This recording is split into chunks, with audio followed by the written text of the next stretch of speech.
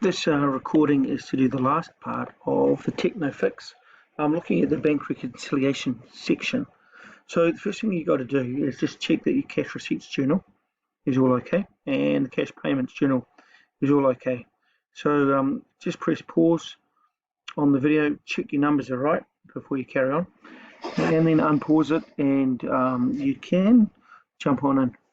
So as you're doing your cash receipts and payments journal, we've got this bank column, and this bank column should link with the bank statement. Key is to click on the first one, the bank there. This is in the cash receipts. Hold the control key down and find the opposite. So see how it's in the bank statement, this part here, and in the bank column of the cash receipts journal. And so go through and click off all those that are the same. So you do this on yours as well. So I'm just holding control, click, click, click.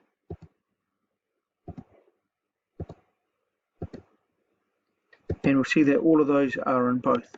And then go up to your colours and highlight it. You'll see that there are some that are not, like this one here. We'll get back to that later. In the cash payments journal, we'll look at, we've got these ones here, the bank. Again, the bank figure here for payments equals the debit column of your bank statement. So we'll just hold our control key down and click off the same.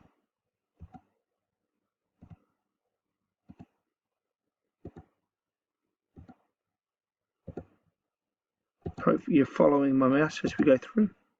Oh, that one's not there. That one there, I don't know whether you got to that one. That was a bit tricky because you had loan and interest. It told you that 2,500 and the question was a loan amount, and you had to calculate the interest amount by the difference between the two to make it up to that 5571. Anyway, they are all the ones that are the same. So that's step one to click off.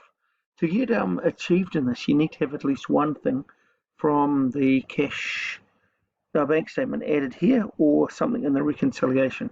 So you can see here that we've got a few figures that are not marked in our bank statement. We've got this one here, which is a payment for electricity, and this one here, which is dividends that we've received from Microsoft. So we'll do the dividends one first. Cash receipts journal.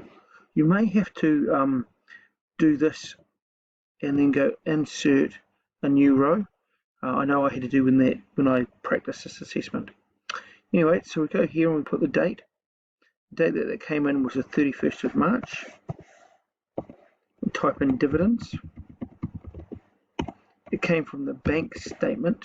And because it's from the bank statement, it doesn't go in this unbanked column. It'll go straight into bank. I'll just press pause on back in. So we've got, we're going to type equals, and we'll click on the figure. So it's just making sure that, and I might even colour that in just to show that it's in both. Right, for dividends, there's no GST on dividends, so we'll chuck it straight into the other column.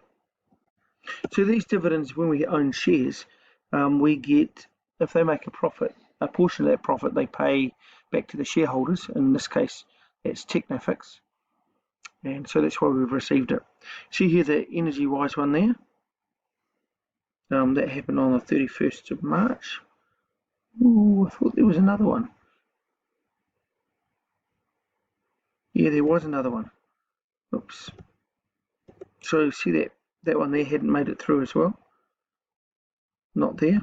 So we'll do that one first. That happened, we'll put the date it happened, 26th of March, and it says addendum insurance, but we just write insurance. Bank statement, and bring that figure in. So at this point in time, you've got achieved because you've brought at least two things through. That has GST on it, times 3 over 23, and the amount for the insurance, take the GST off. And the last one there, so we've coloured that one in.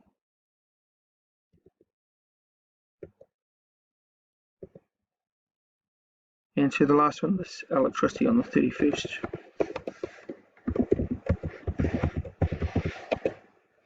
Again, B is for bank statement, and the amount. And there is GST on that one. And we can just fill those down. Good, so now all of the things in our bank statement are ticked off. So we come down to this part, the bank account. On the 25th of March, we had an opening balance. Now the opening balance on the 25th of March, you'd need to find the statement, and you'll see it's this figure. So it goes straight into the balance column. Debit because it's in funds, it's an asset. On the 31st of March, we put our receipt total.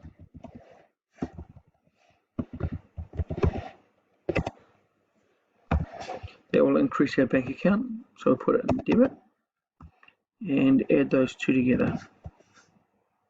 Again, if this is going too fast, just press pause, catch up with yours. Payments, where do you think we get that figure from? It's going to go in the credit column because it decreases the debit, so we have to do opposite.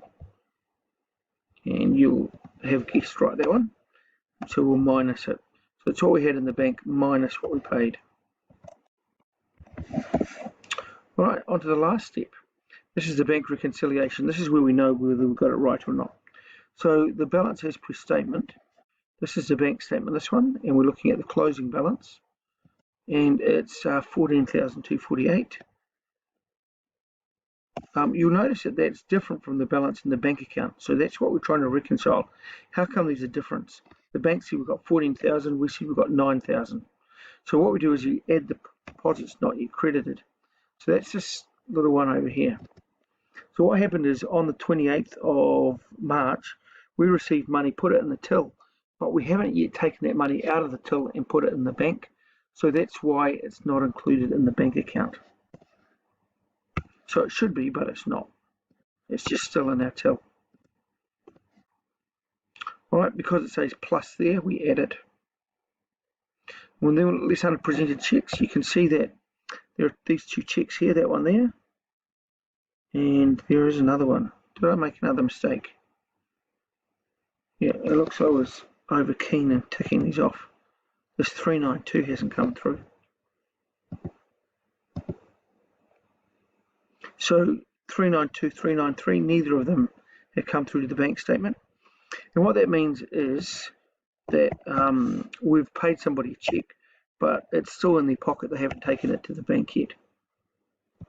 So because they haven't taken it to the bank, that means that it hasn't come out of our bank account. So it won't be included in that 14,000 there. So we get those two checks, add them up, and it says less unpresented checks. So we go equals the 14,578 minus the unpresented checks, and this figure here, if you're at excellence level, will equal this figure here. All right, good luck with that, and hopefully you get that all sorted for the assessment.